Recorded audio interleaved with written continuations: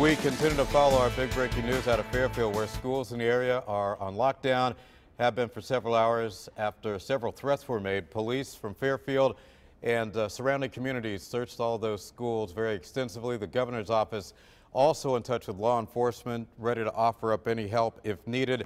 Let's get the very latest now from News 8's Ken Pierce. He has been covering the story all morning long. He joins us now from Fairfield Police Headquarters. Kent, the latest.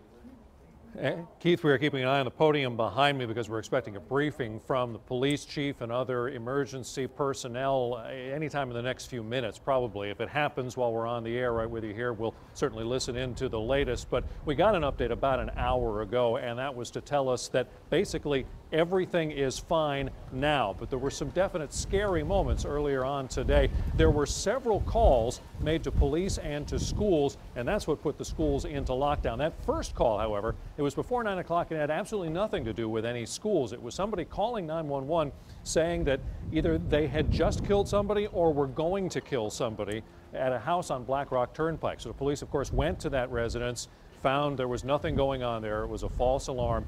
Then other calls started coming in about schools. They wouldn't confirm exactly how many calls about how many schools, but they were all different threats. One was about somebody with an M16 assault rifle seen walking around one school. Another was about bombs were located at a different school. So what they did was they locked down all 17 schools that they have here in the town of Fairfield, put police officers at all of those 17 schools. They searched all 17 schools, and Chief McNamara will tell you what they found.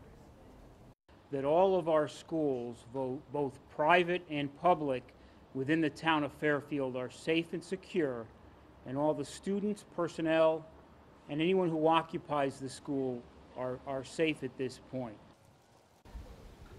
So an all clear from the police chief.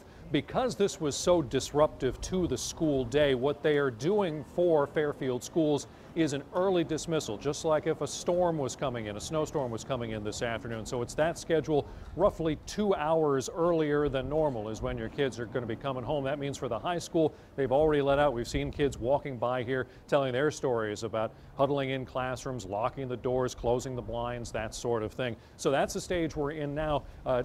Parents are told to just stay at home, wait for the kids to come home. There's no need to go to the schools. In fact, you shouldn't go to the schools if you normally pick up your kid at a school. In fact, you should wait outside and not go in.